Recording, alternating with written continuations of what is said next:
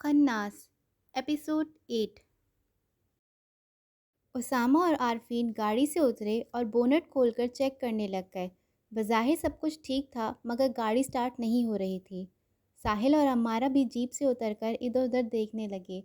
साहिल ने भी चेक किया, मगर जीप का नुक्स समझ में नहीं आ रहा था। साहिल ने बोनट पर ज़ोर से हाथ मारा, इसे भी इधर जंगल में ख़राब होना था। आरफीन ने अपना मोबाइल निकाला। ओह शिट, मोबाइल में तो सिग्नल नहीं है। आप सब भी अपना अपना मोबाइल चेक करें। सब ने अपने मोबाइल्स निकाले, मगर किसी के मोबाइल्स में सिग्नल नहीं थे।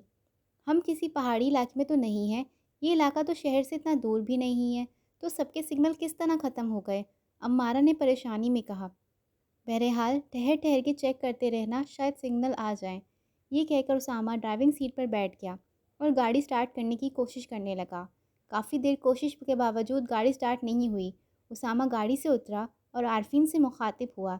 आओ मेरे साथ, ज़रा आगे जाके देखते हैं, शायद इस मुश्किल से निकलने की कोई सूरत नज़र आ जाए। ये कहकर उसने साहिल की तरफ देखा। तुम और अम्मारा यहीं रुको। उसामा ये कहकर आरफीन के साथ वहाँ से चला गया। वो दोनों काफ़ी दूर तक पैदल गए, मगर उन्हें वहाँ आबादी के कोई आसार नज़र नहीं आए। ताहद नज़र जंगल ही जंगल था। उधर साहिल और अम्मारा बेचैनी से उधर उधर टहल रहे थे। उसामा खुद बता रहा था कि आगे सारा जंगल है, फिर भी पैदल निकल गए हैं और इतनी देर भी लगा दी है, अम्मारा ने कहा। साहिल उसके करीब आ गया। वाकई काफ़ी देर लगा दी है दोनों ने। मेरा तो हलक सूख रहा है, ज़रा पानी की बोतल तो निकाल दो गाड़ी से। अम्मारा ने गाड़ी का दरवाज़ा खोला और पानी की बोतल उठा ली। पानी की बोतल खाली थी। उसने दूसरी बोतल उठाई, वो भी खाली थी। उसने सारी बोतलें चेक की, सारी बोतलें खाली थी। उसने दो खाली बोतलें उठाई और गाड़ी से बाहर निकली। उसने खाली बोतलें साहिल को दिखाईं और ताज्जुब भरे लहजे में बोली, ये देखो, सारी की सारी बोतलें खाली हैं। साहिल भी मबहूत नज़रों से बोतलों की तरफ देखा। ये कैसे हो सकता है? हमने तो पानी की 6 बोतलें रखी थीं। पानी की सिर्फ एक बोतल इस्तेमाल हुई थी। फिर भी वो कुछ सोच कर अम्मारा से मुखातिब हुआ, बाकी चीज़ें भी चेक करते हैं। उन दोनों ने खाने का सामान चेक किया तो अम्मारा चीख कर गाड़ी से बाहर भाग गई। उसे उबकाइयाँ आने लगी। खाना सड़ चुका था और उसमें कीड़े फिर रहे थे। साहिल ने सारा खाना उठाकर गाड़ी से बाहर फेंका और टिश्यू पेपर्स का डब्बा लेकर अम्मारा की तरफ बढ़ा। अम्मारा ने अपना मुंह साफ़ किया। साहिल एक बड़े से पत्थर पर बैठ गया और चारों तरफ देखने लगा।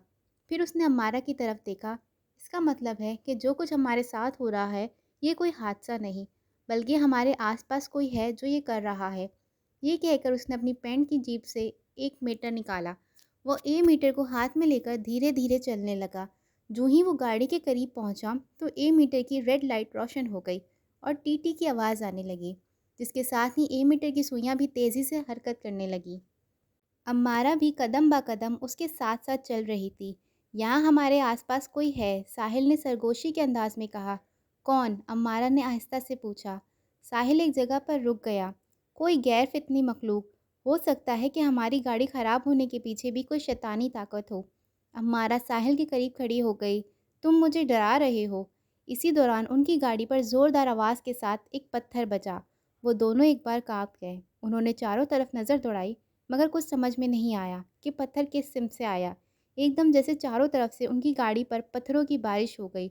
उन दोनों ने खुद को बड़ी सी चट्टान नुमा पत्थर के पीछे छुपा लिया। पत्थरों की आवाज़ ख़त्म हुई तो वो सहमे सहमे बाहर निकले। गाड़ी की बॉडी पर बड़े बड़े सुराख बन गए थे और कई जगह डेंट पड़ गए थे, मगर गाड़ी के आसपास कोई पत्थर नहीं था। ऐसे मालूम हो रहा था कि पत्थर टकराते रहे और गायब होते रहे। ताज्जुब की बात है, यहाँ कोई पत्थर नहीं है और गाड़ी की हालत देखो, अम्मारा ने गाड़ी के करीब होते हुए कहा। साहिल ने गाड़ी की तरफ देखते हुए एक लंबा सांस खींचा। जो कुछ हमारे साथ होना है वो ताज्जुब खेज़ी होगा, इसलिए ख़ुद को ज़हनी तौर पर तैयार रखो। बहरहाल हमें उसामा और आरफीन को इस तरह भेजना नहीं चाहिए था। इस तरह के हालात में हमें एक साथ होना चाहिए। हमें एक दूसरे से अलहदा करके कोई बासानी हमें ख़त्म कर सकता है। अम्मारा सहमी सहमी साहिल के करीब खड़ी हो गई। आओ उन दोनों को ढूंढने की कोशिश करते हैं। नहीं, हम इस तरह एक दूसरे से बिछड़ जाएंगे। हमें उनका यही इंतज़ार करना होगा, साहिल ने अम्मारा को समझाया। उसामा और अफीन मायूस होकर वापस लौट रहे थे। उनका इतनी दूर जाना बेसूद साबित हुआ। उन्हें ये भी फ़िक्र थी कि साहिल और अम्मारा अकेले परेशान हो रहे होंगे, इसलिए वो तेज़ तेज़ कदम चल रहे थे। हमें अंदाज़ा ही नहीं हुआ, हमें खासा वक्त लग गया और फ़ायदा भी कोई नहीं हुआ, आरफीन ने कहा। مجھے اندازہ تھا کہ دور دور تک جنگل ہی جنگل ہے، ہمیں مدد کے لیے کوئی نہیں ملے گا۔ پھر بھی دل کی تسلی کے لیے نکل پڑے۔ اسامہ نے دوڑنا شروع کر دیا۔ عارفین بھی اس کے ساتھ بھاگنے لگا۔ ساحل اور امارہ چپ سادھے ایک جگہ پر ہی کھڑے تھے۔ خفیف سے خفیف آواز بھی ان کی سماعت سے ٹکرا رہی تھی۔ اچانک سے درختوں کے جھنڈ تیزی سے ہلنے لگے تھے، جبکہ موسم میں کوئی تبدیلی نہیں آئی تھی۔ دونوں کی نظر ایک ساتھ جھومتے ہوئے درختوں پر پڑی۔ ایک سفید سا حوالہ ان درختوں کے درمیان جیسے تیر رہا تھا۔ ان کی نظر اس حوالے پر مرکوز ہو گئی۔ وہ حوالہ تیزی سے حرکت کرنے لگا، ایک درخت سے دوسرے درخت، دوسرے درخت سے تیسرے درخت تک جا کر پھر نظروں سے اوجھل ہو جاتا اور پھر کسی درخت میں دکھائی دیتا۔ دونوں کی آنکھیں اس حوالے کے ساتھ بھٹکنے لگی اور ساتھ ساتھ دل کی دھڑکنیں بھی تیز ہونے لگی۔ رفتہ رفتہ وہ حوالہ زمین کی طرف بڑھنے لگا، پھر ان دونوں کے بالکل سامنے آ کر زمین میں جیسے جذب ہو گیا۔ امارہ اور ساحل کی سانسیں گلے میں اٹکی ہوئی تھیں۔ ساحل نے امارہ کا ہاتھ پکڑا۔ یہاں سے نکلتے ہیں۔ ان دونوں نے بھی قدم ہی اٹھائے تھے جو کہ ایک دم اس جگہ سے جہاں سے حوالہ جذب ہوا تھا سانپوں کے گچھے نکلنے لگے۔ امارہ کے حلق سے چیخ نکلی اور دونوں نے قدم پیچھے کی طرف سکیڑ لیے۔ سانپ زمین سے مسلسل نکل رہے تھے اور ان دونوں کے گرد دائرے کی صورت میں پھیلتے جا رہے تھے۔ دونوں بوکلائے اپنے ارد گرد دیکھنے لگے۔ سانپوں نے ان کے گرد ایک دائرہ سا کھینچ دیا تھا۔ ان کے ارد گرد سانپ ہی سانپ تھے۔ دونوں نے ایک دوسرے کا ہاتھ مضبوطی سے تھام لیا اور لمبے لمبے سانس لینے لگے۔ خوف نے جیسے ان کے ذہنوں کو جکڑ لیا۔ انہیں کچھ سمجھ نہیں آ رہا تھا۔ ساحل نے اپنی پینٹ کی جیب سے پسٹل نکالی۔ اس نے اس کا میگزین سیٹ کیا تو امارہ نے اس کے بازو پر ہاتھ رکھا۔ یہ کیا کر رہے ہو؟ تم جانتے ہو نا کہ یہ سب جادوئی عمل سے ہو رہا ہے۔ ان پر پسٹل چلانے سے کوئی فائدہ نہیں ہوگا۔ تو کیا چپ چاپ موت کو گلے لگا لے؟ تم بھی اپنی پسٹل نکالو، فائر کرتے ہیں، جلدی کرو۔ ساحل کے کہنے پر امارہ نے بھی اپنی پسٹل نکال لی۔ دونوں نے ایک ساتھ سانپوں کے اوپر فائر کیے۔ انہوں نے ہاتھ روکے بغیر 5-6 فائر کیے۔ گولیاں سانپوں کے جسم پر لگی مگر ان کو خراش تک نہ آئی۔ وہ جوں کی توں ان دونوں کی طرف رینگتے رہے۔ فائر کرنے سے سارے سانپوں کا رخ ان دونوں کی طرف ہو گیا۔ وہ تیزی سے ان دونوں کی طرف بڑھنے لگے۔ ان دونوں کے ہاتھ پاؤں پھول گئے۔ اب انہیں اپنی موت صاف نظر آ رہی تھی۔ دھیرے دھیرے سانپ ان کے پیروں کے قریب آ گئے۔ خوف کی ان سرسراہٹوں میں قرآن پاک کی آیات پڑھنے کی آواز ان کی سماعت سے ٹکرائی۔ آواز ان کی بائیں جانب سے آ رہی تھی۔ انہوں نے اپنے بائیں جانب دیکھا تو اسامہ اور عارفین کھڑے تھے۔ اسامہ قرآن کی آیات بلند آواز میں پڑھ رہا تھا۔ جس طرح وہ سانپ زمین سے نکلے تھے اسی طرح آہستہ آہستہ غائب ہونے لگے۔ ساحل اور امارہ نے اطمینان کا سانس کھینچا۔ چند ہی سائتوں میں وہ سارے سانپ غائب ہو گئے۔ ساحل اور امارہ ان دونوں کی طرف بڑھنے لگے تو اسامہ نے اپنے ہاتھ سے رکنے کا اشارہ کیا۔ وہ ابھی تک آیت پڑھ رہا تھا۔ آیت مکمل ہوئی تو وہ دونوں خود ساحل کے قریب آ گئے۔ میں نے تم سب سے کہا تھا نا کہ یہ آیات جو میں نے دی تھی اپنے پاس رکھیں۔ امارہ نے اپنے سر کو جھٹکا دیا۔ بالکل ذہن سے نکل گیا۔ خوف نے تو جیسے ہماری عقل کو ہی معاف کر دیا۔ اسامہ امارہ کے قریب آیا اور اس کے چہرے کی طرف گہری نظر ڈالی۔ وہ خوف تو میں تم دونوں کے چہروں پر پڑھ رہا ہوں۔ خوف کو خود پر اس طرح حاوی کرو گے تو ان بدروحوں کا مقابلہ کیسے کرو گے؟ ویسے یہ سب کیسے ہوا؟ ساحل نے اسامہ کو ساری بات تفصیل سے بتائی۔ اسامہ نے ساحل کی بات سن کر اپنے چاروں طرف نظر دوڑائی۔ اس کا مطلب ہے کہ زرگام کو ہمارے ارادے کی خبر ہو گئی ہے۔ اس نے ہمارے لیے جال بننا شروع کر دیا ہے، لیکن ہم بھی سر پر کفن باندھ کے نکلے ہیں۔ سانپ تو غائب ہو گئے ہیں مگر وہ مارواتی مخلوق تو ہمارے آس پاس موجود ہے جو یہ سب کر رہی ہے، ساحل نے کہا۔ اسامہ نے ساحل کے شانے پر تھپکی دی۔ سمجھ لو کہ ہمارے دشمن نے ہمیں للکارا ہے۔ اب ہمیں اپنی دفاعی قوت کو اور بھی بڑھانا ہوگا اور حملے کی طاقت کو بھی۔ پھر اسامہ نے امارہ کی طرف دیکھا جس کے چہرے کا رنگ ابھی تک اڑا ہوا تھا۔ تم ادھر آؤ میرے ساتھ اور عارفین تم ساحل کے ساتھ رہو، مگر ایک دوسرے کی نظروں میں ہی رہنا ہے۔ ساحل اور عارفین ایک پتھر پر بیٹھ گئے اور اسامہ اور امارہ ایک درخت کے ساتھ پشت لگا کے کھڑے ہو گئے۔ انہوں نے چاروں طرف نظر دوڑائی، گھنے درختوں کے جھنڈ میں بھی دیکھا مگر انہیں کوئی معمولی تبدیلی نظر نہیں آئی۔ سناٹے میں پرندوں کی آوازیں گونج رہی تھی۔ اسامہ گاڑی کے قریب آیا۔ گاڑی کی حالت واقعی بہت خراب ہو چکی تھی۔ اس نے گاڑی کی باڈی پر ہاتھ پھیرا۔ یہی پتھر اگر تمہیں یا ساحل کو لگتے تو کیا؟ امارہ نے کہا۔ کچھ بھی ہو سکتا تھا۔ پتھر بڑے سائز کے تھے اور بہت تیز رفتاری سے گاڑی سے بجے ہیں۔ گاڑی تو پہلے ہی سٹارٹ نہیں ہو رہی تھی اور اب تو اور بھی مشکل ہو جائے گا، اسامہ نے کہا۔ تو ہم کیا اس جنگل میں بھٹکتے رہیں گے؟ امارہ نے پوچھا۔ نہیں، ہمیں اپنی منزل تک پہنچنا ہے۔ کوئی نہ کوئی صورت نکل آئے گی اور اگر نہ نکلی تو ہمیں پیدل چلنا ہوگا۔ فی الحال تو یہ پتہ لگانا ہے کہ یہ ماروائی مخلوق ہے کون سی جو ہمارا راستہ روک رہی ہے، اسامہ نے کہا۔ کچھ دیر تک وہ چاروں ارد گرد کے ماحول کا جائزہ لیتے رہے، پھر عارفین نے چڑھ کر کہا، یہ کوئی عقل مندی نہیں ہے کہ ہم اس طرح بیٹھ کر کسی ناگہانی آفت کا انتظار کریں، ہمیں اپنا کام جاری رکھنا چاہیے، آؤ مل کر گاڑی ٹھیک کرنے کی کوشش کرتے ہیں۔ ساحل بھی چڑھ کر بولا، تمہیں معلوم ہے نا، ہم اس وقت کسی شیطانی طاقت کی زد میں ہیں، کسی بھی وقت کچھ بھی ہو سکتا ہے۔ وہ جیسے اپنی فرسٹریشن ایک دوسرے پر نکالنے لگے تھے۔ عارفین جھٹکے کے ساتھ کھڑا ہو گیا۔ ہاں، کسی بھی وقت کچھ بھی ہو سکتا ہے، جیسے یہ زمین پھٹے اور ہم اندر دھنس جائیں۔ غیبی مخلوق سے مقابلے کے لیے ہمیں کھڑے کھڑے کچھ پلان نہیں کر سکتے، ہمیں بس کوشش جاری رکھنی چاہیے۔ اسامہ ان دونوں کے درمیان میں کھڑا ہو گیا۔ تم آپس میں بحث کیوں کر رہے ہو؟ تم دونوں گاڑی چیک کرو، میں اور امارہ اطراف پر نظر رکھتے ہیں۔ ساحل اور عارفین دونوں مل کر گاڑی ٹھیک کرنے کی کوشش کرنے لگے۔ کوئی نقص سمجھ میں آئے تو ٹھیک کریں، کچھ بھی سمجھ نہیں آ رہا۔ عارفین بونٹ بند کر کے ساحل کے پاس آیا۔ تم گاڑی سٹارٹ کرنے کی کوشش کرو، ہم مل کر دھکا لگاتے ہیں۔ اس نے امارہ اور اسامہ کو اشارے سے بلایا۔ پھر ان تینوں نے مل کر دھکا لگایا۔ تھوڑا سا دھکیلنے کے بعد گاڑی سٹارٹ ہو گئی۔ تینوں نے خوشی سے نعرہ لگایا، ہرے! مگر تھوڑی دور جا کے گاڑی پھر رک گئی۔ ان تینوں نے ایک بار پھر دھکا لگایا، مگر اس بار کوئی فائدہ نہ ہوا۔ گاڑی سٹارٹ نہیں ہوئی۔ شٹ! عارفین نے اسٹیئرنگ پر زور سے ہاتھ مارا۔ ساحل گاڑی سے باہر نکلا اور سر پکڑ کے کھڑا ہو گیا۔ گاڑی کے بغیر ہم کیسے زرگام کے گھر تک پہنچ سکتے ہیں؟ اسامہ ساحل کے قریب آیا۔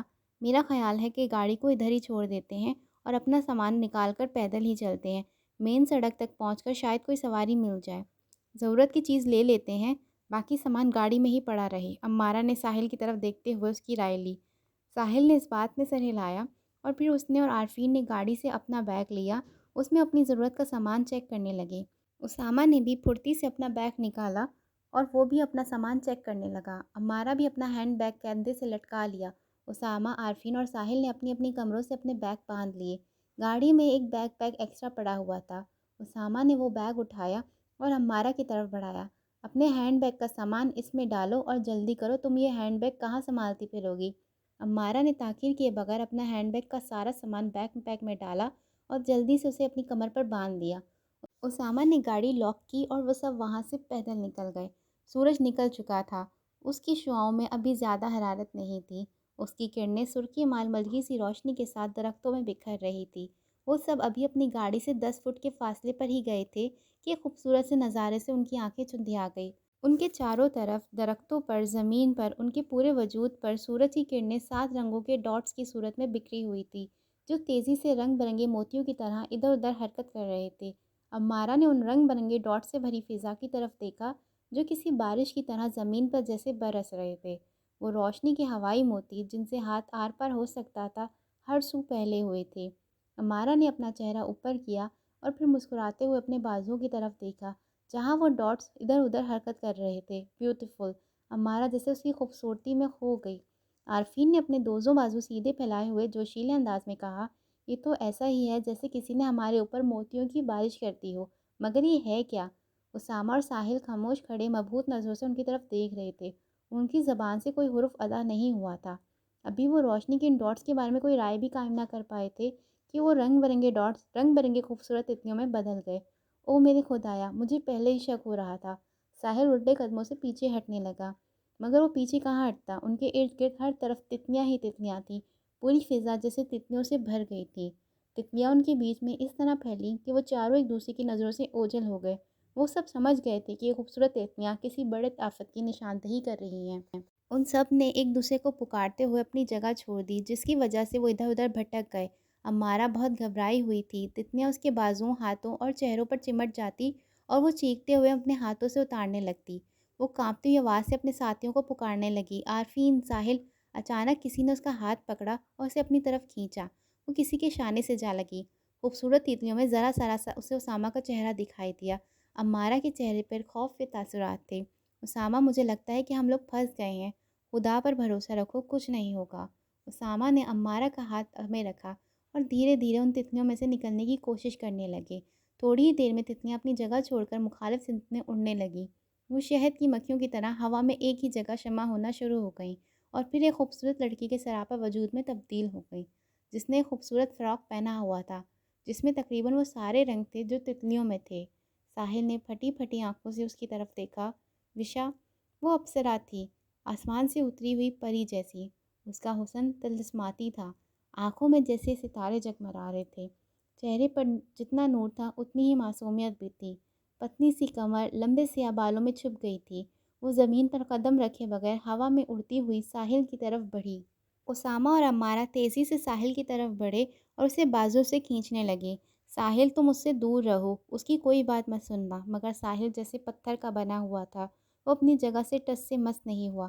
وہ بھی وشا کی بات سننا چاہتا تھا۔ وشا اس کے قریب آئی اور انتہائی معصومیت سے بولی، جب ہم زندگی میں ایک ہونے لگے تو بھی یہ لوگ ہمارے بیچ میں آ گئے، اور مرنے کے بعد جب ہماری روحیں ملنے لگیں تو بھی انہوں نے تمہیں میرا نہ ہونے دیا۔ میں چاہوں تو ایک پل میں تمہاری جان لے لوں، مگر تم اس وقت تک میرے نہیں ہو سکتے جب تک تم دل سے میری طرف نہ بڑھو۔ یہ کہہ کر وشا نے اپنے دونوں ہاتھ ساحل کی طرف بڑھائے۔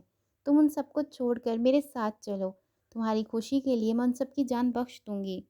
ساحل نے شرر بار نگاہوں سے وشا کی طرف دیکھا۔ شکر ہے کہ تم نے جادو سے مجھے اپنے بس میں نہیں کیا، مجھے موقع دیا کہ میں تمہیں اپنے دل کی بات بتا سکوں۔ میں اس جیتی جاگتی وشا سے پیار کرتا تھا جو معصوم تھی، جس کے دل کی کیفیت اس کی آنکھوں میں امڑ آتی تھی۔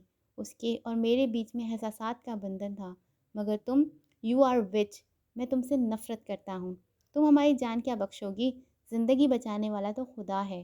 ساحل کی زبان سے یہ الفاظ ادا ہوتے ہی وشا کی روح روشنی کی رفتار میں اس سے پیچھے ہٹی۔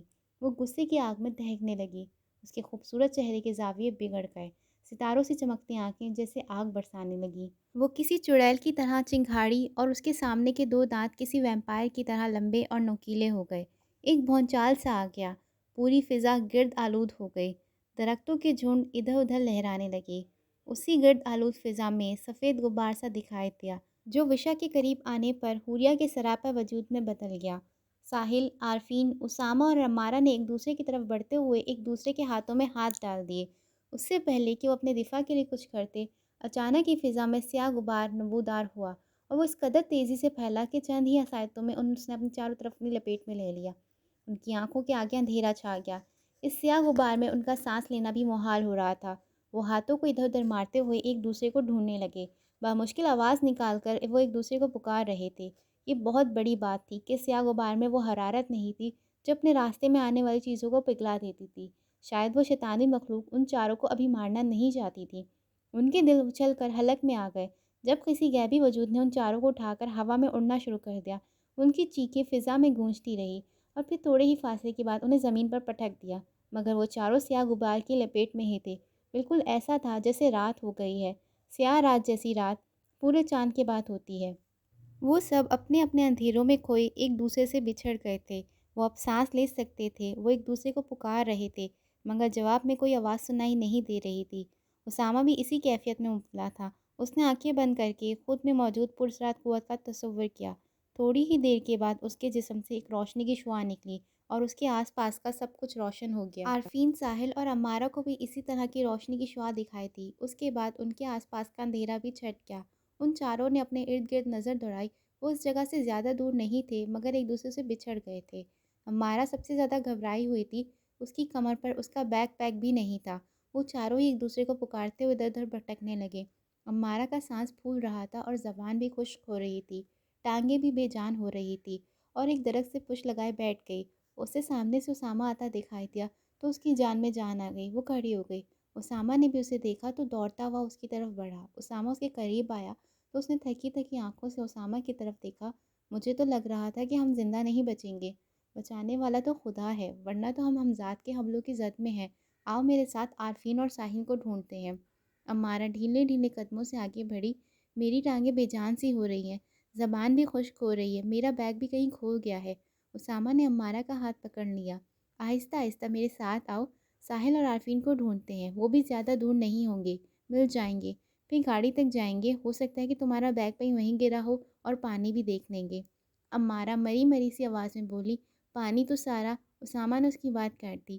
میں جانتا ہوں کہ بوتلیں خود بخود خالی ہو گئی تھیں، مگر ٹھیک طرح سے دوبارہ دیکھیں گے، شاید پانی مل جائے۔ عمارہ اسامہ کا ہاتھ تھامے اس کے ساتھ آہستہ آہستہ چلنے لگی۔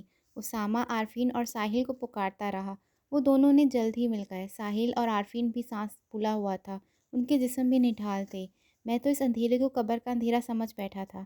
بس حساب کتاب والے فرشتوں کا انتظار تھا کہ کہیں سے روشنی کی شعاع اندھیرے میں داخل ہوئی اور ہم اس موت کے اندھیرے سے باہر آ گئے۔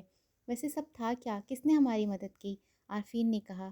وہ سب چھوڑو، گاڑی تک چلتے ہیں، امارہ کا بیگ کھو گیا ہے، اسامہ نے کہا۔ ساحل نے انہیں روکتے ہوئے کہا، ہمیں یہاں سے جلد از جلد نکلنا چاہیے اور آپ پیچھے جانے کی بات کر رہے ہیں؟ اسامہ ساحل کے قریب آیا۔ ہم چاہے آگے جائیں یا پیچھے، وہ ہمذات ہمارا تعاقب کر رہے ہیں، وہ ہم پر حملہ کیے بغیر نہیں رہ سکتے۔ زرغام ہماری موت کا حکم سنا چکا ہے، امارہ کے پاس اس کا بیگ ہونا بہت ضروری ہے، ہماری گاڑی یہاں سے زیادہ دور نہیں ہے۔ ٹھیک ہے پھر چلتے ہیں، ساحل نے ٹھنڈی آہ بھری۔ عارفین دھڑام سے زمین پر بیٹھ گیا۔ آپ اور امارہ بیگ لے آئیں، میں اور ساحل ادھر ہی آپ دونوں کا انتظار کرتے ہیں۔ ساحل نے اس کا بازو کھینچ کر اسے کھڑا کر دیا۔ پاگل مت بنو، ہم سب کا ایک ساتھ رہنا ضروری ہے۔ عارفین بھی ڈھیلے ڈھیلے قدموں سے ان کے ساتھ چل پڑا۔ انہیں خود سمجھ نہیں آ رہا تھا وہ ہمذات ان کے ساتھ کیا کیا کھیل کھیل رہے ہیں۔ اونچے نیچے پتھریلے راستوں پہ چلنا انہیں مزید دشوار لگ رہا تھا۔ اس بھیانک سیاہ غبار نے ان کے جسموں سے توانائی ختم کر دی تھی۔ گھنے درختوں کے چوڑے تنوں نے راستے مزید پیچدار بنا دیے تھے۔ امارہ کا ایک پتھر سے پاؤں پھسلا تو اسامہ نے آگے بڑھ کر اسے تھام لیا۔ اس کی باہوں کے حصار میں امارہ نے اس کے چہرے کی طرف دیکھا تو اسے ایک سخت مزاج میجر کے چہرے کے پیچھے پرخلوص اور ہمدرد انسان کا چہرہ نظر آیا۔ وہ اس کا سہارا لیتے ہوئے دھیرے دھیرے کھڑی ہو گئی۔ انہیں دور سے اپنی گاڑی دکھائی نہیں دے رہی تھی، لیکن انہیں اندازہ تھا کہ وہ اپنی گاڑی سے زیادہ دور نہیں ہے۔ ساحل بھی ڈھیلے ڈھیلے قدموں سے چل رہا تھا کہ ایک دم اس کے جسم میں جھرجھری دوڑ گئی۔ ایک سفید سایہ اس کے قریب سے تیزی سے گزرا۔ ساحل اسے نظر انداز کر کے چلتا رہا۔ تھوڑی دیر کے بعد عارفین کے قریب سے بھی ایک سفید غبار تیزی سے گزرا۔ عارفین کے جسم میں کپکپی دوڑ گئی۔ اس نے سہمی سہمی نظروں سے ساحل کی طرف دیکھا۔ ساحل نے اسے آنکھوں آنکھوں میں اشارہ کیا کہ وہ چلتا رہے۔ وہ دونوں ایک دوسرے کے قریب ہو کر چلنے لگے۔ پھر ایک سفید سایہ ان دونوں کے درمیان سے گزر کر اسامہ اور امارہ کے درمیان سے گزر گیا۔ امارہ چیخ کر اسامہ سے پیچھے ہٹی تو وہ سایہ فضا میں غائب ہو گیا۔ اسامہ نے امارہ کی طرف دیکھا اور معنی خیز انداز میں کہا، چلتے رہو، ڈر کے رکو مت، ہمیں ان انذات کا سامنا کرنا ہے۔ امارہ ڈری ڈری اسامہ کے ساتھ ساتھ چلنے لگی۔ وہ جانتے تھے وہ کسی بھی وقت کچھ بھی ہو سکتا ہے، مگر وہ موت کے لیے ذہنی طور پر تیار تھے، اس لیے انہیں ہر ڈر کو ختم کر کے آگے بڑھنا تھا۔ وہ رہی سامنے گاڑی۔ ساحل نے گاڑی کی طرف اشارہ کیا۔ وہ چاروں جلد ہی گاڑی تک پہنچ گئے۔ ساحل اور عارفین گاڑی کا دروازہ کھول کر پانی ڈھونڈنے لگے۔ پانی نہیں ملا، مگر امارہ کا بیگ گاڑی کے پاہز ہی پڑا رہا۔ امارہ نے اپنا بیگ کمر پر باندھ دیا۔ گاڑی میں ایک ڈبے میں سیب تھے، وہ بالکل ٹھیک تھے۔ عارفین نے 4 سیب نکال لیے۔ اس نے تینوں کو اپنے ایک ایک سیب دیا اور گاڑی لاک کر دی۔ زرغام اپنے خاص عمل سے فارغ ہونے کے بعد ساجد کو پکارتا ہوا لیونگ روم میں آیا۔ ساجد باہر لان میں بیٹھا ہوا تھا۔ اس نے زرغام کی آواز سنی تو وہ دوڑتا ہوا اندر گیا۔ زرغام صوفے پر بیٹھا ہوا تھا۔ وہ زرغام کے قریب عاجزی سے کھڑا ہو گیا۔ صاحب ناشتہ بنا دوں آپ کے لیے؟ زرغام نے ہاتھ سے نفی کا اشارہ کیا۔ نہیں، آج ناشتے کے لیے من نہیں ہے۔ تم ایسا کرو کہ اورنج جوس لے آؤ، میں اپنے بیڈ روم میں جا رہا ہوں۔ جی بہتر۔ ساجد سر جھکائے کچن کی طرف چل پڑا۔ زرغام اپنے بیڈ سے پشت لگا کے بیٹھ گیا۔ اس کا شیطانی ذہن کچھ پلان کر رہا تھا۔ غصے سے اس کے دماغ کی رگیں پھیل رہی تھی۔ انسانوں کو میں جب چاہوں اپنی شیطانی طاقتوں سے مسل سکتا ہوں، مگر یہ ہمذات خیام میری شیطانی طاقتوں کو لکار رہا ہے۔ ایک ہمذات کا اعلان جنگ بہت خطرناک ہو سکتا ہے۔ زرغام کا دماغ انہی سوچوں میں مرغوب تھا۔ ادھر ساجد کا ذہن اسے ایک شیطان سے بغاوت پر اکسا رہا تھا۔ وہ کچن میں بے چینی سے ادھر ادھر پھر رہا تھا۔ وہ بہت گھبرایا ہوا تھا، اس کے ہاتھ پاؤں کانپ رہے تھے، مگر آج اس کے ایمان کی طاقت اسے ایک خناس کی غلامی سے روک رہی تھی۔ اس کا ذہن اسے ایک خطرناک عمل کے لیے مجبور کر رہا تھا، مگر اس میں ہمت پیدا نہیں ہو رہی تھی۔ اسامہ، امارہ، ساحل اور عارفین گاڑی سے تھوڑی ہی دور گئے تھے کہ انہیں ایک بار پھر وہی سفید سائے دکھائی دیے جو ان کے قریب آ کر غائب ہو گئے۔ ایک بار پھر ان کے دل تیزی سے دھڑکنے لگے، مگر وہ رکے نہیں، آگے بڑھتے رہے۔ جو ہی وہ چند قدم آگے بڑھے، وہ سفید سائے پھر نمودار ہو گئے اور ان چاروں کے گرد دائرے کی شکل میں گھومنے لگے۔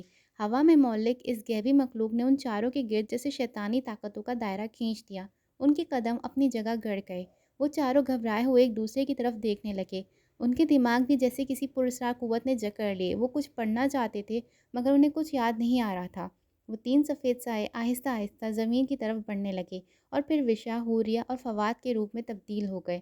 اس بار ان کا روپ مختلف تھا۔ ان کے جسموں پر کفن تھا، چہرے زندگی کے نور سے عاری تھے۔ وہ بالکل اس طرح تھے جیسے اپنی اپنی قبروں سے اٹھ آئے ہوں۔ ان کے چہرے کی جلد سفیدی مائل تھی، ہونٹ سلیٹی اور آنکھوں سیاہ حلقوں میں دھنسی ہوئی تھی۔ ان چاروں نے ایک نظر ان کی طرف دیکھا اور اس کے بعد وہ نظریں اوپر نہ اٹھا سکے۔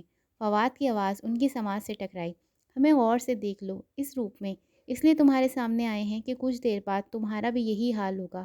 تمہاری موت یقینی ہے، مگر تم لوگوں کو تنگ کرنے میں مزہ آ رہا تھا، مگر اب بس، تم اپنی زندگیوں کو خیر بات کہتے ہو۔ وشا اور حوریہ کے بدنیت چہروں پر شیطانی مسکراہٹ بکھری ہوئی تھی۔ وہ تینوں اوپر کی طرف اڑے اور فواد نے انگلی سے ان کی طرف اشارہ کیا۔ ان کے گرد دائرے کی شکل میں آگ بھڑک اٹھی۔ ان چاروں نے اس دائرے سے نکلنے کی کوشش کی، مگر ان کے قدم جیسے زمین میں گڑ گئے تھے۔ وہ تینوں شیطان ہمزاد فضا میں مولک ان چاروں کی بے بسی پر مسکرا رہے تھے۔ ساجد زرگام کے لیے گلاس میں اورنج جوس ڈال کے کھڑا تھا۔ وہ کیبنٹ کے قریب کھڑا گہری سوچ میں گم تھا۔ اس کا ذہن اسے جس کام کے لیے مجبور کر رہا تھا، اس کے لیے وہ خود میں حوصلہ پیدا نہیں کر پا رہا تھا۔ دل اتنی تیزی سے دھڑک رہا تھا کہ اس کے ہاتھ پاؤں ٹھنڈے ہو رہے تھے۔ زرگام اپنی گرج دار آواز میں چلایا، ساجد۔ ساجد نے مزید کچھ اور نہ سوچا۔ اس نے کیبنٹ سے زہر کی شیشی نکالی اور 4 قطرے زہر کے اورنج جوس میں ملا دیے۔ اس نے چمچ سے ایک دفعہ اسے مکس کیا اور پھر اورنج جوس لے کر زرگام کے کمرے میں چلا گیا۔ زرگام کپڑے تبدیل کر چکا تھا۔ وہ آئینے کے سامنے کھڑا اپنی شرٹ کے بٹن بند کر رہا تھا۔ اس نے ساجد سے گلاس لیا اور اسٹول پر بیٹھ کے جوس پینے لگا۔ جوس پیتے ہوئے اسے کسی قسم کا برا ذائقہ محسوس نہیں ہوا، مگر تھوڑی ہی دیر میں زہر نے اثر کرنا شروع کر دیا۔ زرگام کا گلا چڑھنے لگا۔ وہ اپنا گلا تھام کر کھڑا ہو گیا۔ زہر آہستہ آہستہ اس کی رگوں تک پھیل گیا، جس سے اس کے پیٹ میں ایسا درد اٹھا کہ وہ مچھلی کی طرح تڑپتا ہوا اسٹول سے نیچے گر گیا۔ اس نے اپنی دہکتی ہوئی سرخ آنکھوں سے ساجد کی طرف دیکھا۔ ساجد سر جھکائے کھڑا تھا۔ اس کی آنکھوں میں آنسو تھے۔ مارے تکلیف کے زرگام کی زبان گنگ ہو گئی تھی، مگر اس کی آنکھیں ساجد سے سوال کر رہی تھی کہ اس نے ایسا کیوں کیا۔ زہر بہت تیز تھا۔ تھوڑی دیر میں ہی وہ زرگام کے سارے خون میں پھیل گیا۔ زرگام کا چہرہ سیاہ ہو گیا، منہ سے جھاگ نکلنے لگی اور پھر وہ ساجد کی آنکھوں کے سامنے ہی تڑپ تڑپ کے مر گیا۔ ساجد اپنی آنکھوں پر ہاتھ رکھے پھوٹ پھوٹ کر رونے لگا۔ اچانک ہی کمرے کی چیزیں ادھر ادھر گرنے کی آوازیں ساجد کی سماعت سے ٹکرائیں تو اس نے حیرت سے اپنی آنکھوں سے ہاتھ ہٹائے۔ اس کی آنکھیں خوف سے پھیل گئی۔ اس کی آنکھوں کے سامنے زرگام کھڑا تھا۔ ساجد نے فوراً زمین کی طرف دیکھا۔ زرگام کی لاش جوں کی توں پڑی تھی۔ سامنے کھڑا ہوا بھی زرگام ہی لگتا تھا، مگر اس کا جسم باطنی اور غیر مرئی تھا اور زندگی سے بھرپور زرگام کی طرح حشاش بشاش تھا۔ ساجد کے پورے جسم سے کپ کپی کی لہر دوڑ گئی۔ وہ قاتل بن کر اپنے ہی مقتول کے سامنے کھڑا تھا۔ موت سے پہلے ہی زندگی اس کے ہاتھوں سے چھوٹنے لگی۔ زرگام کے اس باطنی وجود کی آنکھوں میں وہی غصہ تھا جو موت سے کچھ دیر پہلے زرگام کی آنکھوں میں تھا۔ اس نے ساجد کی طرف ہاتھ سے اشارہ کیا تو ساجد کا جسم روئی کے گولے کی طرح ہوا میں اڑنے لگا۔ وہ اس کے جسم کو چھت تک لے گیا اور پھر اس نے اپنے ہاتھ کو زور سے جھٹکا دیا۔ اس نے ساجد کو چھت سے زمین پر پٹک دیا۔ کمرے کی زمین ساجد کے لہو میں رنگ گئی۔ وہ بوڑھا کمزور شخص ایک ہی جھٹکے میں لقمہ اجل ہو گیا۔ وہ روحانی جسم جو انتہائی طیش میں تھا، ڈریسنگ ٹیبل کے شیشے کی طرف بڑھا اور اسے چکنا چور کر کے غائب ہو گیا۔ اسامہ، امارہ، ساحل اور عارفین بری طرح آگ کی لپیٹ میں آ چکے تھے۔ اب ان کے جسموں کا آگ سے فاصلہ معمولی رہ گیا تھا۔ فواد، حوریہ اور وشا ان کی اذیتوں پر ہنس رہے تھے۔ ایک ہی ساتھ میں نہ جانے ایسا کیا ہوا، وہ تینوں غائب ہو گئے اور آگ بھی خود بخود بجھ گئی۔ ان چاروں نے تشویش آمیز نگاہوں سے آسمان کی طرف دیکھا۔ اس اچانک تبدیلی کا کچھ بھی مطلب ہو سکتا ہے، ہمیں اپنی گاڑی بھی چیک کرنی چاہیے، اسامہ نے کہا۔ مشکل ہے کہ گاڑی سٹارٹ ہو، مگر تم اپنی تسلی کر لو، ساحل نے بے دلی سے کہا۔ اسامہ بڑے یقین کے ساتھ گاڑی کی طرف بھاگا۔ گاڑی کے قریب پہنچ کر اس نے گاڑی میں چابی لگائی۔ گاڑی پہلے سرو سے ہی سٹارٹ ہو گئی۔ ہرے! اس نے خوشی سے نعرہ لگایا۔ ان تینوں نے گاڑی کی آواز سنی تو وہ بھی دوڑتے ہوئے گاڑی کے قریب آ گئے۔ جلدی سے بیٹھو، یہاں سے نکلتے ہیں، اسامہ نے ٹھیک طرح سے ڈرائیونگ سیٹ پر بیٹھتے ہوئے کہا۔ وہ تینوں اپنے اپنے بیگ لے کر پھرتی سے گاڑی میں بیٹھ گئے۔ اسامہ گاڑی کو ہوا میں اڑاتا ہوا وہاں سے نکل پڑا۔ امارہ کا سر گاڑی کے دروازے سے ٹکرایا تو غصے سے بولی، آہستہ چلاؤ، کیا کر رہے ہو؟ تم سنبھل کر بیٹھو، جتنا جلدی ہو سکے ہمیں اس علاقے سے نکلنا چاہیے۔ 15-20 منٹ کے بعد ہی وہ مین روڈ پر آ گئے۔ اسامہ تیز سپیڈ سے گاڑی دوڑاتا رہا۔ تقریباً آدھے گھنٹے کے بعد وہ زرگام کے گھر تک پہنچ گئے۔ یہ ویران اور سنسان علاقہ تھا۔ انہیں اکا دکا گھر ہی نظر آئے جو ایک دوسرے سے کافی فاصلے پر تھے۔ تحت نظر خالی زمینیں ہی زمینیں تھیں، جن میں سرکنڈے اور گندم کی فصل کھڑی تھی۔ شیشے اور میٹل سے بنے سلور کلر کے گیٹ کی طرف اسامہ نے اشارہ کیا۔ وہ سامنے زرگام کی کوٹھی ہے، مگر ہم اندر داخل کیسے ہوں گے؟ امارہ اسامہ کے قریب کھڑی ہو گئی۔ اندر جانے کے بارے میں سوچتے ہیں، پہلے تم تینوں اپنی تیاری مکمل کرو، اپنے بیگ پیک پہن لو اور اپنی پسٹل لوڈ کر لو، پھر بتاتا ہوں۔ یہ کہہ کر اسامہ نے اپنی پسٹل بھی لوڈ کی اور ان تینوں نے بھی اپنی پسٹل لوڈ کی۔ ساحل اپنا بیگ سیٹ کرتے ہوئے اسامہ کی طرف بڑھا۔ یہ جو کوٹھی کے ساتھ چھوٹا سا فلیٹ ہے، یہ زرگام کے ملازم ساجد کا فلیٹ ہے، اسامہ نے بتایا۔ کوئی یہاں سے ایک دم باہر آ گیا اور اس نے ہمیں دیکھ لیا۔ ساحل نے ایک بار پھر فلیٹس کی طرف اشارہ کیا۔ جو ہوگا دیکھا جائے گا، فی الحال ہمیں کوٹھی میں داخل ہونے کی کوشش کرنی چاہیے، عارفین نے اسامہ کی جگہ جواب دیا۔ اسامہ نے چاروں طرف نظر دوڑائی اور پھر ان تینوں کو اپنے پیچھے آنے کا اشارہ کیا۔ وہ چاروں ایک گھر کی دیوار کی اوٹ میں کھڑے ہو گئے۔ اسامہ نے سرگوشی کے انداز میں بولتے ہوئے زرگام کے گھر کی طرف اشارہ کیا۔ سامنے اوپری منزل میں 2 کمرے ہیں، جن میں سے ایک اس کا بیڈ روم ہے اور دوسرا وہ خاص کمرہ جہاں وہ عمل و گیان کرتا ہے۔ ہمیں کسی بھی طرح دونوں میں سے کسی بھی کمرے میں داخل ہونا ہے۔ ٹھیک ہے، یہ کہہ کر ساحل نے عمارہ اور عارفین کو سمجھایا۔ بہت احتیاط سے ہمیں اوپری منزل میں داخل ہونا ہے۔ اسامہ نے اپنے بیگ سے رسی نکالی جس کے ساتھ کانٹا لگا ہوا تھا۔ وہ چاروں ایک دوسرے کے پیچھے چلتے ہوئے زرگام کی کوٹھی کے بیک سائڈ کی طرف بڑھے۔ اسامہ میں بیلکنی کی گرل کی طرف کانٹا اچھالا۔ پہلی بار میں کانٹا گرل کے ساتھ اٹک گیا۔ اسامہ کو تو اس طرح کے کاموں کی خاص ٹریننگ تھی، مگر ساحل اور عارفین نے بھویں اچکاتے ہوئے اوپر کی طرف دیکھا اور پھر عارفین نے لب تر کرتے ہوئے پوچھا، گرل تو پکی ہے نا؟ ساحل نے بے وقانہ انداز میں جواب دیا، مجھ سے کیا پوچھتے ہو، میں نے تھوڑی بنائی ہے۔ اسامہ نے ہاتھ سے اشارہ کیا، پہلے میں جاتا ہوں پھر تم لوگوں کو بلا لوں گا۔ یہ کہتا ہوا اسامہ رسی کی مدد سے لٹکتا ہوا گرل تک پہنچ گیا۔ گرل کے بالکل ساتھ ہی اس خاص کمرے کی کھڑکی تھی جہاں زرگام اپنے خاص عمل کرتا تھا۔ اس نے کھڑکی سے اندر جھانکا تو پردہ پیچھے ہٹا ہوا تھا، جس کی وجہ سے کمرے کا ماحول صاف دکھائی دے رہا تھا۔ کمرے میں کوئی نہیں تھا۔ اس نے اطراف میں بھی نظر دوڑائی تو آس پاس کوئی نہیں تھا۔ اس نے بیلکونی سے نیچے جھانکتے ہوئے ان سب کو اوپر آنے کا اشارہ کیا اور خود اس کی جگہ کے بیٹھ گیا جہاں کانٹا اٹکا ہوا تھا۔ ساحل اور عارفین تو آرام سے رسی سے اوپر آ گئے، مگر عمارہ کو یہ سب بہت مشکل لگ رہا تھا۔ اسامہ نے اسے اشارے سے سمجھایا کہ اگر کانٹا پھسل گیا تو وہ رسی تھام لے گا، اس لیے وہ ہمت کرے۔ جب اس نے خود کو تنہا پایا تو ہمت کر کے رسی سے اوپر چڑھنے کی کوشش کرنے لگی۔ بالآخر وہ بھی بالکنی تک پہنچنے میں کامیاب ہو گئی۔ ساحل نے کمرے کی ونڈو سے اندر جھانکا۔ شیشے کی ونڈو ہے، اندر جالی بھی نہیں لگی، پیچ کھول کر آسانی سے اندر داخل ہو سکتے ہیں۔ اسامہ نے نفی میں سر ہلایا، کمرے میں کوئی نہیں ہے تو دروازہ باہر سے لاک ہوگا۔ لاک کھول لیں گے یار، عارفین نے لاپرواہی سے کندھے اچکائے۔ اگر نہ کھول سکے تو تم میرے پیچھے آؤ۔ اسامہ دھیرے دھیرے چلتا ہوا دوسرے کمرے کی کھڑکی تک پہنچ گیا۔ اس نے ان تینوں کو ہاتھ سے اشارہ کیا تو تینوں بھی آہستہ آہستہ چلتے ہوئے اسامہ کے قریب آ گئے۔ یہ ونڈو بھی شیشے کی تھی اور بغیر جالی کی۔ اسامہ اور ساحل نے اندر جھانکا تو ساحل نے سرگو کے انداز میں کہا، کمرے میں باہر سے روشنی آ رہی ہے، شاید دروازہ کھلا ہے مگر کوئی دکھائی نہیں دے رہا۔ ہاں مجھے بھی یہی لگتا ہے، میرا خیال ہے کہ ونڈو کے پیچ کھولنے کی کوشش کرتے ہیں۔ یہ کہہ کر اسامہ نے عمارہ کی طرف دیکھا، تم ادھر ونڈو کے قریب کھڑے ہو کر اندر نظر رکھو، میں اور ساحل ونڈو کے پیچ کھولتے ہیں۔ عمارہ ونڈو کے قریب پیچھے کی طرف ہو کر کھڑی ہو گئی۔ عارفین بالکنی کے قریب کھڑا نیچے کے حالات پر نظر رکھ رہا تھا۔ ساحل اور اسامہ نے بہت مہارت سے ونڈو کے پیچ کھول لیے۔ عمارہ نے مسکراتے ہوئے اسامہ کی طرف دیکھا، بہت خوب، فوج سے ریٹائرمنٹ کے بعد آپ کہیں ڈاکے تو نہیں ڈالتے رہے؟ اسامہ نے عمارہ کی طرف گھور کر دیکھا اور پھر اندر نظر ڈالتے ہوئے شیشہ احتیاط سے اتار کر ایک طرف رکھ دیا۔ وہ چاروں باری باری کمرے میں داخل ہو گئے۔ کھڑکی کے قریب زرگام کا پلنگ پڑا ہوا تھا۔ عمارہ ارد گرد کے نظر دوڑاتے ہوئے پلنگ کے پاس سے گزر کر ڈریسنگ ٹیبل کی طرف بڑھی تو بے ساختہ اس کے حلق سے چیخ نکل گئی۔ اسامہ، عارفین اور ساحل تیزی سے اس کی طرف بڑھے تو وہ بھی دم خود رہ گئی۔ زمین پر وہ لاشیں پڑی تھی، ایک زرگام کی جسے دیکھ کر صاف پتہ چل رہا تھا کہ اسے یا تو سانپ نے ڈس لیا ہے یا زہر دے دیا گیا ہے، اور دوسری لاش کسی بوڑھے کی تھی جو خون میں لت پت تھا۔ اسامہ اور ساحل لاشوں کے قریب بیٹھ گئے۔ زرگام کا چہرہ اور پورا جسم نیلا پڑ گیا تھا۔ عمارہ نے سفید رومال سے شیشے کا گلاس اٹھایا اور اسامہ کو دکھایا جس میں تھوڑا سا اورنج جوس ابھی باقی تھا۔ اسامہ نے گلاس لیا اور اسے اپنی ناک کے قریب لاتے ہوئے سونگھا۔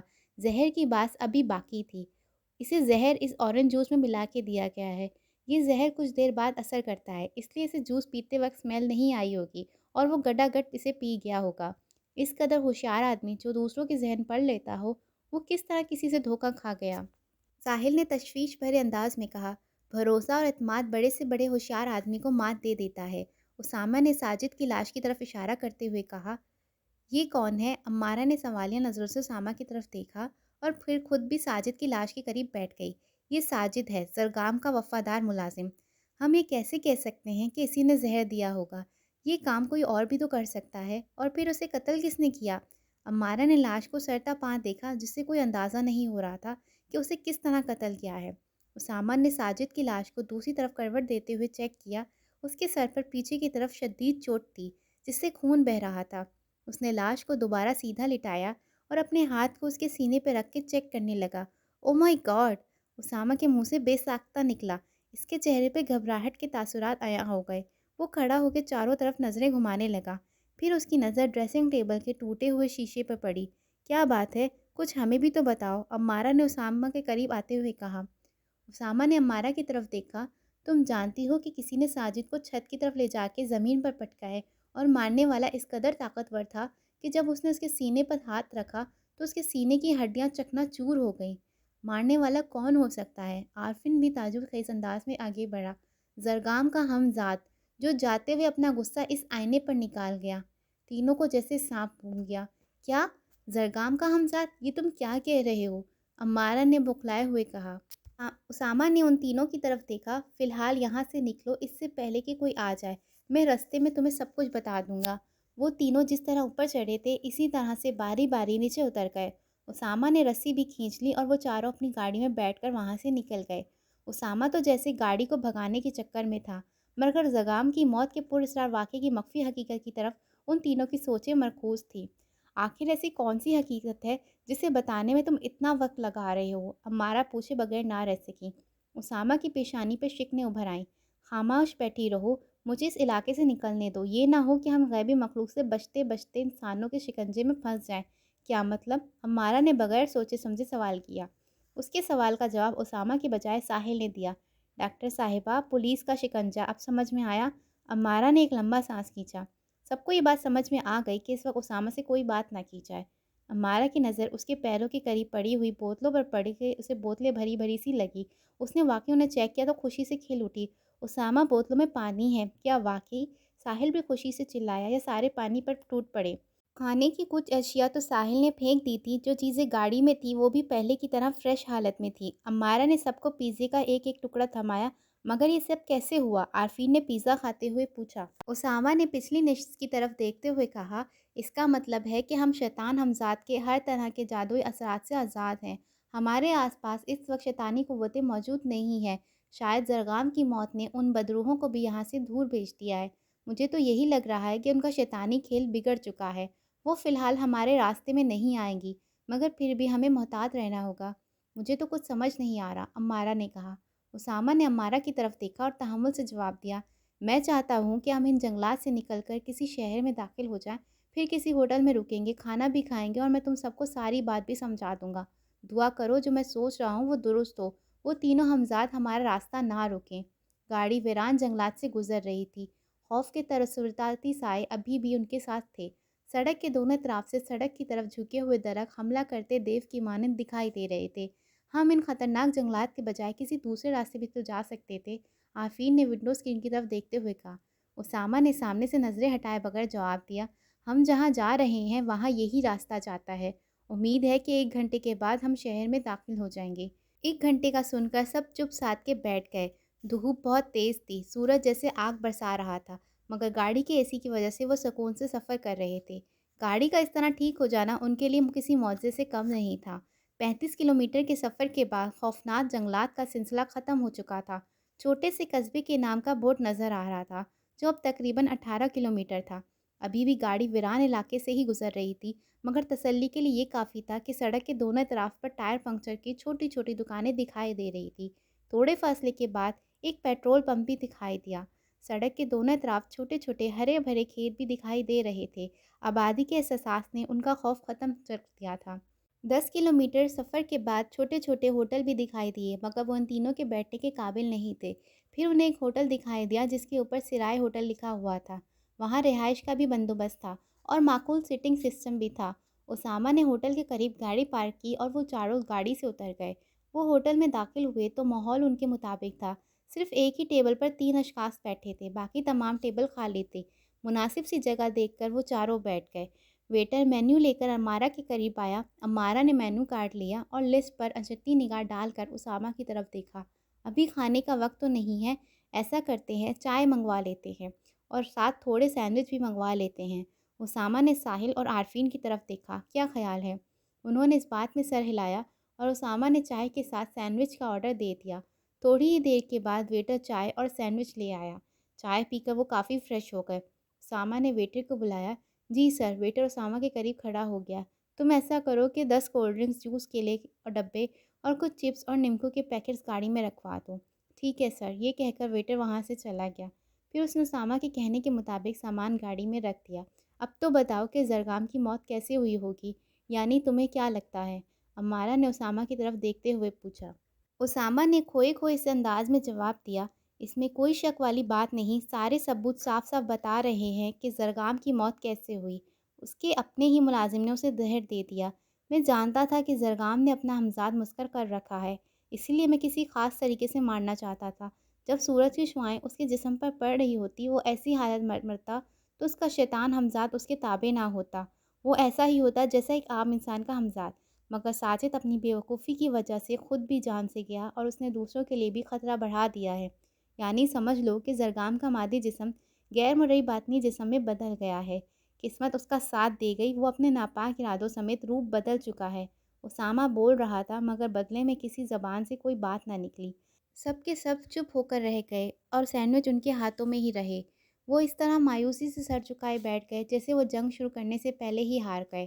ساحل تھکے تھکے لہجے میں بولا، اس درندے کے موت کے ساتھ اس شیطانی منصوبے بھی ختم ہو جاتے، مگر اب کیا ہوا ہے؟ ہماری جنگ تو ہمزاد سے ہی تھی نا، ایک اور بڑھ گیا تو کیا ہوا؟ ہم ہار نہیں مانیں گے۔ اسامہ کی بات پر عمارہ نے اسامہ کی طرف دیکھا۔ ہم انسان ہیں، کس طرح ان بدروحوں سے مقابلہ کر سکتے ہیں؟ ہم ان سے مقابلہ کر سکتے ہیں کیونکہ وہ روحیں انسانوں کی ہی ہیں۔ ایک لڑکی کو ساتھ لانا ہی نہیں چاہیے تھا جو ہم سب کو کمزور کرے، ساحل بے تکان بولا۔ عمارہ کی آنکھیں بھیگ گئی، اس نے سر جھکا لیا۔ اسامہ نے ساحل کی طرف دیکھا جو ابھی تک غصے میں ہی تھا۔ اس طرح چھوٹی چھوٹی باتوں پر آنکھ بگولا ہونے کی ضرورت نہیں ہے۔ تم اچھی طرح سے جانتے ہو کہ عمارہ کوئی معمولی لڑکی نہیں ہے، وہ ایک سائیکیٹرسٹ اور عاملہ ہے۔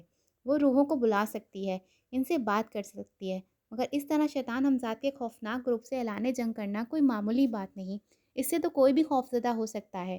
سچ پوچھو یہ چھوٹی چھوٹی باتوں پر تم لوگ تپ رہے ہو نا، اس کے پیچھے بھی وجہ یہ ڈر ہی ہے۔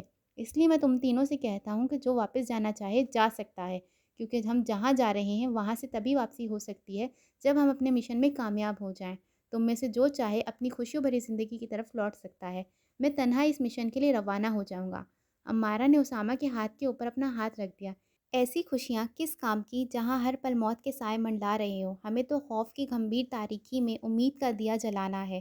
عمارہ کے ہاتھ پہ ساحل نے اپنا ہاتھ رکھا اور ساحل کے ہاتھ پر عارفین نے، اور پھر دونوں نے مسکراتے ہوئے اسامہ کو اپنے ساتھ کا یقین دلایا۔ اسی دوران ویٹر اسامہ کے پاس آیا۔ سر، آپ کا سامان گاڑی میں رکھوا دیا ہے، اور کوئی چیز رکھنی ہو تو بتا دیں۔ نہیں، اور کچھ نہیں چاہیے، اسامہ نے کہا۔ ویٹر وہاں سے چلا گیا۔ آگے کا کیا پلان ہے؟ ساحل نے پوچھا۔ اب ہم مری کے لیے روانہ ہوں گے۔ اب جو کچھ ہوا ہے امید ہے کہ سفر میں یہ بدروحیں ہمیں تنگ نہیں کریں گی۔ فی الحال تو زرگام کی موت نے ان کا طلسم توڑ دیا ہے، اسامہ نے کہا۔ تمہارا کیا خیال ہے کہ یہ ہمزاد ہمارا تعاقب نہیں کریں گے؟ عمارہ نے پوچھا۔ ہاں، کیونکہ مجھے پورا یقین ہے کہ وہ ہمزاد اس جگہ پہنچ گئے ہوں گے جو ان کا اصل مسکن ہے۔ اسامہ کی اس ادھوری سی بات پر عمارہ نے اس سے پوچھا، کہاں؟ کون سی جگہ؟ مری میں، جہاں ہم جا رہے ہیں، اسامہ نے پر یقین لہجے میں کہا۔ مری میں؟ مگر کہاں؟ عارفین نے پوچھا۔ اسامہ نے ہاتھ سے خاموش رہنے کا اشارہ کیا۔ ہم مری پہنچ جائیں، کسی اچھے سے ہوٹل میں کمرے لے لیں، پھر ساری پلاننگ کریں گے۔ تھوڑی دیر کے بعد اسامہ نے ویٹر کو بلایا اور بل ادا کر کے وہ سب وہاں سے نکل گئے۔ وہ ایک بھرپور ارادے کے ساتھ اپنی منزل کی طرف محض سفر تھے۔ انہیں کسی قسم کی رکاوٹ پیش نہیں آ رہی تھی، سب کچھ نارمل تھا، اس لیے وہ پرسکون انداز میں سفر کر رہے تھے۔ تھکا دینے والے سفر کے بعد وہ اسلام آباد پہنچ گئے۔ سفر کے دوران ہی سب نے اپنے اپنے گھر والوں سے بات چیت کر لی تھی۔ انہوں نے اپنے گھر والوں کو تسلی دے دی تھی۔ تقریباً 2 گھنٹے کے بعد وہ مری کے قریبی چھوٹے چھوٹے علاقوں سے گزر رہے تھے۔ عارفین نے چھتر پارک کا بورڈ پڑھا تو اس نے اسامہ سے پوچھا، مری کا کتنا فاصلہ رہ گیا ہے؟ یوں سمجھ لو کہ ہم مری پہنچ گئے ہیں، یہاں سے مری کا بس تھوڑا سا ہی فاصلہ ہے، اسامہ نے جواب دیا۔ ساحل جو ڈرائیونگ کر رہا تھا اس کا دھیان سامنے کی ہی طرف تھا۔ اس نے اسامہ کی طرف دیکھا جو اس کے ساتھ ہی بیٹھا تھا۔ میری معلومات کے مطابق یونیورسٹی کی بس میں جو حادثہ ہوا تھا وہ پیٹروکس کے علاقے میں ہوا تھا، جو چھتر پارک سے تھوڑے فاصلے پر ہے۔ ہاں، ہم پیٹروکس میں ہی ٹھہریں گے۔ उसामा ने जवाब दिया। थोड़ी देर के बाद पेट्रोक्स का बोर्ड दिखाई देने लगा। पेट्रोकस का इलाका शुरू होते ही उसामा सड़क के दोनों तरफ देखने लगा। तुम क्या ढूंढ रहे हो? अमारा ने पूछा। देख रहा हूँ कि कोई होटल या फ्लैट नज़र आ जाए। होटल्स के लिए जगह ठीक नहीं है, साहिल ने कहा। बात अच्छे या बुरे की नहीं है, हमें इसी जगह काम है, यहीं ठहर जाएंगे तो काफ़ी आसानी होगी। उसामा, उधर फ्लैट्स हैं, अम्मारा ने अपनी खिड़की से बाहर झांकते हुए कहा। उसामा ने भी इस तरफ नज़र दौड़ाई। हाँ, फ्लैट्स तो ठीक लग रहे हैं, पता करते हैं। साहिल ने मुनासिब सी जगह गाड़ी पार्क की। तुम लोग गाड़ी में ही रहो, मैं पता करके आता हूँ, उसामा ने गाड़ी से उतरते हुए कहा।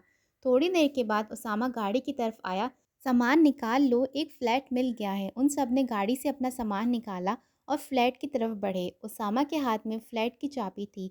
उसने फ़्लैट का दरवाज़ा खोला और सब अंदर दाखिल हो गए। उन्होंने कमरे के एक तरफ सामान रखा और थकावट से कालीन पर ही ढेर हो गए। उसामा पूरे फ्लैट का जायज़ा लेकर आया। ये छोटा सा फ्लैट 2 कमरों, एक बाथ और एक किचन पर मुश्तमिल है। एक कमरे में हम तीनों ठहर जाएंगे और एक कमरा अम्मारा को दे देंगे। ये कहकर उसामा भी उनके साथ कालीन पर बैठ गया। आरफीन और साहिल ने सोफ़े की गद्दियाँ उठाई और अपने सर के नीचे रख कर कालीन पर लेट गए। ये क्या भाई, पहले सामान तो तरतीब से रख दो। उसामा की बात पर साहिल ने नफ़ी के अंदाज में हाथ हिलाया। अभी कुछ मत कहो, बहुत थके हुए हैं। उसामा ने भी सोफ़े से गद्दी खींची और उनके साथ लेट गया। उसकी अम्मारा पे नज़र पड़ी जो कालीन पर बैठी सोफ़े पर सर रखे जैसे गिरी पड़ी थी। उसामा धीरे से मुस्कराया और फिर दूसरी तरफ करवट लेकर लेट गया। थकावट के बायस कब उन सब की आंख लग गई, उन्हें पता भी ना चला। सारा सामान भी कमरे में बेतरतीब गिरा पड़ा था। जिस्मानी थकावट से ज़्यादा ज़हनी थकावट थी। उन्होंने दोपहर का खाना भी नहीं खाया था। तकरीबन 2 घंटे गुजर गए तो कॉम की बेल बजी। सब गहरी नींद सोए हुए थे। बेल की आवाज़ से अम्मारा की आंख खुली तो उसने बेख्वाबी की हालत में इधर उधर देखा। कॉर्नर टेबल पर रेड कलर का PTCL सेट पड़ा था जिसकी बेल बज रही थी।